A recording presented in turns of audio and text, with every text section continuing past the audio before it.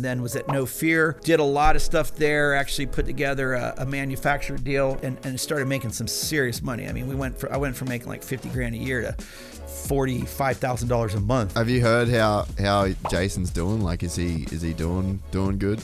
Yeah, there you go. That's so sick. I got flamed online for reading a DM from J Law saying that he was coming back to. I knew it was going. That's where I knew it was going. Gas Armor Energy. You were putting together a deal. How close was that from happening? What was what actually happened there? Because I never chased it up.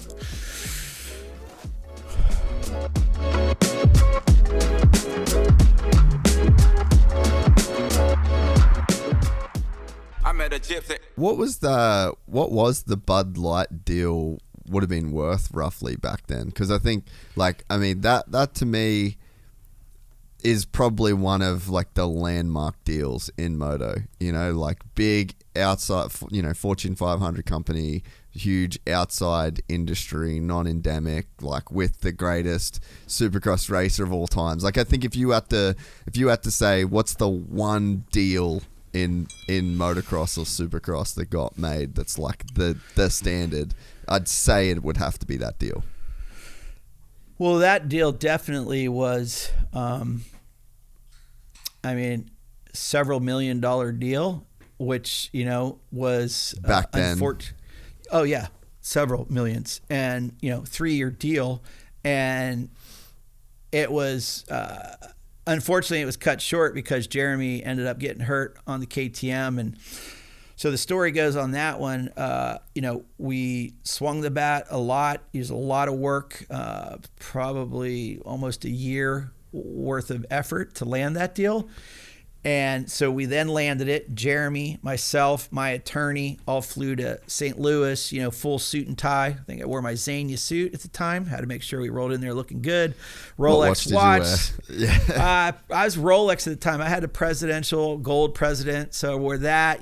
Brought my attorney. Jeremy, I'll never forget, was ironing my shirt in the room the morning before we're going to Anheuser-Busch to the sports marketing, department at Budweiser. I mean, pretty freaking big deal. Pretty awesome. You're feeling pretty good about what we were going there to meet on. And so 2 things on that whole story is, so one is the deck was properly done with the name Budweiser, Anheuser-Busch spelled right. But my wife was the one that actually FedExed the envelope that it went in, and she had spelled Bush wrong. So I had a girl then that would follow up on the FedEx, because as someone behind a desk at a company like Spy, if I got a FedEx, I would always open it. Like, what is this? So you didn't just send it regular mail. I FedExed every deck, 100 different brands. And Jenna, the girl who did all of the coordinating of everything, rest her soul, she's no longer with us as well. She called me. She's like, Scott, Tim Schuler from Anheuser-Busch is going to be giving you a call. They want to talk to you. So he calls me and he says, first off, I want to tell you, one of the best decks I've ever seen, but whoever sent it, you need to make sure they spell Bush right, because my wife had spelled Bush wrong. And it was just, so that was funny. And so then we land the deal and whatever. So we land the deal. Everything's moving along. Well, so we do the first year, which the first year I'm sitting up, and Jeremy that year had trained like crazy, cycled, for hundreds of miles a week, was training like he was going to, race the Tour de France. We ended up doing Anaheim 1, and Jeremy got 13th at the first race. He's never, like that was, and I'm sitting up there with Tim Schuler and Tony Sizemore, the director of sports marketing. And I'm sitting there with them, and we're watching it, and I'm just like, okay. And they're looking at me like, okay, is this, so things didn't go as planned for the first race. Fortunately, Jeremy started changing what he was doing, but he literally was, Jeremy was so lean and fit and cycling, and just wasn't, doing what had helped him win all those championships and races. So kind of changed that. But then going into the next year, it's, he changed brands. He was riding KTM. He got hurt over, I think it was a race in Switzerland or Italy, a warm-up race. And, then was having questions about the decision he made to ride a KTM. And it's literally 2 weeks before Christmas. And I get a call from Jeremy, and he's like, hey, I'm done. I'm like, what? You're done? And I was thinking like somebody at Spy didn't do his goggles right, or he was having some issues with the lenses or something.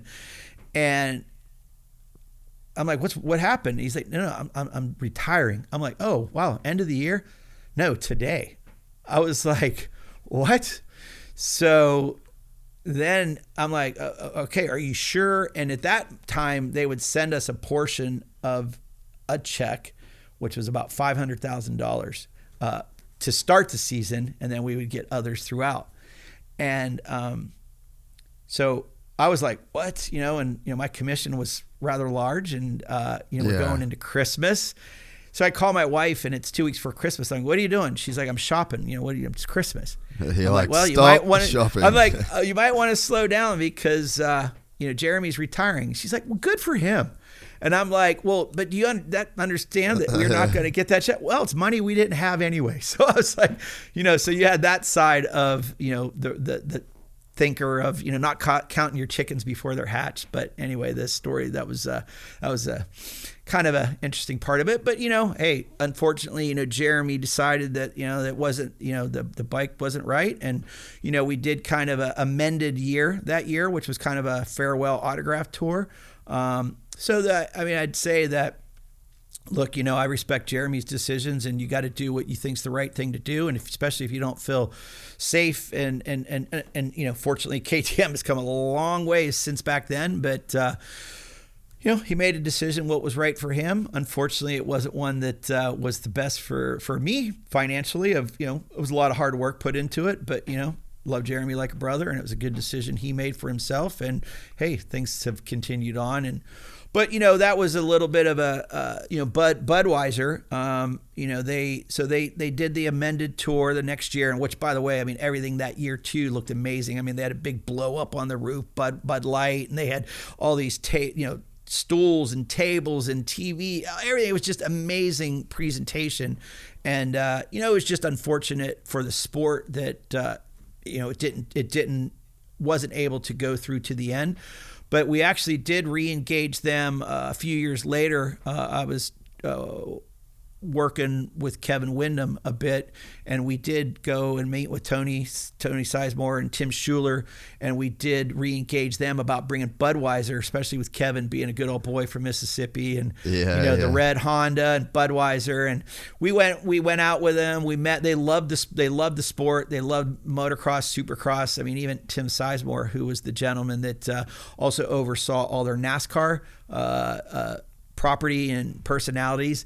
Even when he went to Anaheim 1 and saw all the good looking young hip cool people, he was like, hey, can I attend all of these? I like this. This definitely seems like a good place to come and work every weekend for these events. So, but unfortunately we didn't put anything together with Budweiser to come back in with Kevin. Kevin would have been a great personality for Budweiser. It would have been amazing. But that was a big project, big effort, and it was a lot of fun. It was a great learning experience. Honestly, it would have been huge, yeah.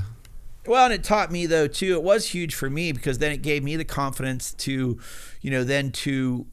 I did that deal. That was, I didn't leave Spy until 2003, create Crown AMG, but yet that gave me the confidence in 2000, then 2000 for 2001, that hey, I can do this. I can sell this, and I sold it. I sold to those outside sponsors, the influential youth demographic, the NASCAR influential youth demographic. NASCAR at the time, I think they've done over the years have definitely made it hipper and cooler, but yet at that time it wasn't. You had Dale Jr., who's cool, super cool, but I didn't perceive it as this hip, influential, cool sport that influenced brands and created brands, and so that's what I sold it as, and I was fortunate to land Bud Light.